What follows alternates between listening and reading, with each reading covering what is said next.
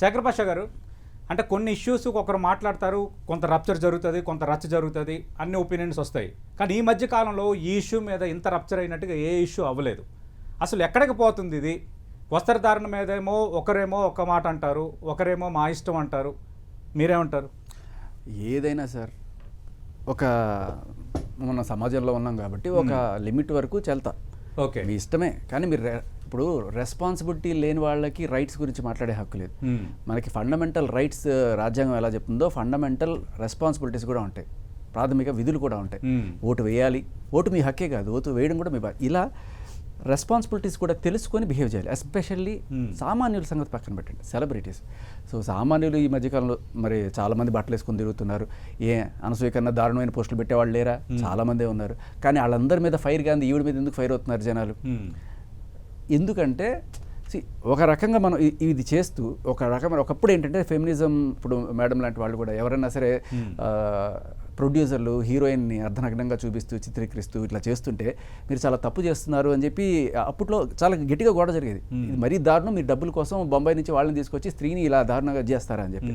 కానీ ఆ రోజులు పోయి అలా పెడితేనే మాకు స్వాతంత్రం అంటే ఒకప్పుడు కప్పకపోతే ఫైట్ చేసిన వాళ్ళు ఇప్పుడు కప్పుతున్నారని చెప్పి ఫైట్ చేస్తున్నారు. సో అది అంటే ఇది ఒక సూడో ఫెమినిజం లాగా అనిపిస్తుంది నాకు. అందరూ కాదు, కొంతమంది ఎవరైతే ఇప్పుడు చెన్మయ్యి ఇలాంటి వాళ్ళు, అనసూయ లాంటి వాళ్ళు కామెంట్ చేస్తున్నారు, మా ఇష్టం కావాలని రెచ్చగొట్టడానికి మళ్ళీ బిక్నీలో ఉన్న ఫోటోలు పెట్టి ఇది చర్చకు వచ్చేట అంటే ఈ చర్చ ఆగిపోవడం కూడా వాళ్ళకి ఇష్టం లేదు. ఇంకా రెచ్చగొట్టాలి, నేనే కరెక్ట్ ఇది అని చెప్పి చేయడం వల్ల ఇది పెద్దదవుతుంది. సో ఇది దేశాలు దాటి అన్వేషిత కూడా వెళ్ళి మాట్లాడే స్టేజ్కి వచ్చింది. కానీ ఇక్కడ మీరు ఒకటి గమనించండి, మా బట్టలు మా ఇష్టం వచ్చినట్టు వేసుకుంటాం అంటే కొంతమంది సపోర్ట్ చేశారు, మా శరీరం మా ఇష్టం అంటున్నారు. కొంతమంది సపోర్ట్ చేశారు, చాలా మంది వ్యతిరేకించారు. ఇదే మాటని అన్వేష్ చెప్పాడు, గుడ్డ ముక్కలు కట్టుకొని తిరగండి, గుడ్డ ముక్కలు ఇప్పుకొని తిరగండి అన్నాడు. రాజుగారి పెద్ద భార్య మంచిది అంటే చిన్న భార్య చెడ్డది అన్నట్టుగా, రాజుగారి చిన్న భార్య చెడ్డది అంటే తప్పైపోద్ది, రాజుగారి పెద్ద భార్య అన్నట్టుగా ఇది వేరే రకంగా చెప్పాడు.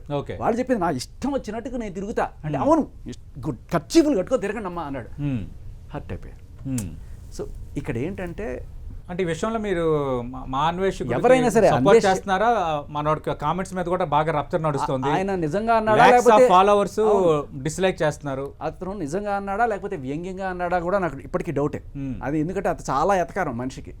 అది ఆయన నిజంగానే ఆడవాళ్ళు అలా ఇష్టం వచ్చినట్టు తిరగండి అమ్మా, ఎవడేం చేస్తాడో చూద్దాం, మీరు కర్చీఫులు కట్టుకొని బయటికి రండి చూద్దాం అని చెప్పి మహిళలందరూ కూడా అట్లా రండి అన్నాడు.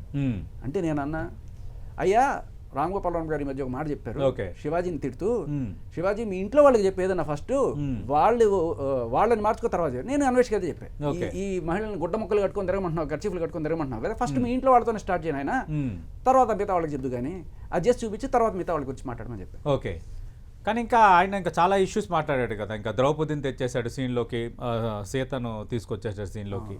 అది ఇంకా పెద్ద ఇష్యూ ఏమైందంటే అసలు ఇప్పటిదాకా ఉన్న టాపిక్ హైజాక్ అయిపోయి ఈయన నిజంగా చెప్పాలంటే అనసూయని, చిన్మయిని, నాగబాబుని వీళ్ళందరినీ సేవ్ చేస్తాడు ఈయన. ఇప్పటిదాకా వీళ్ళందరి మీద విరుచుకుపడ్డ జనాలందరూ కూడాను టక్కుమని అన్వేష్ మీద పడుతున్నారు. ఇప్పుడు టాపిక్ అసలు ఈ వస్త్రధారణ ఇదంతా వెళ్ళిపోయి హిందూ దేవుళ్ళు, హిందువులు తిట్టేశారు, ఈ టాపిక్ వెళ్ళిపోయింది కంప్లీట్గా. ఓకే,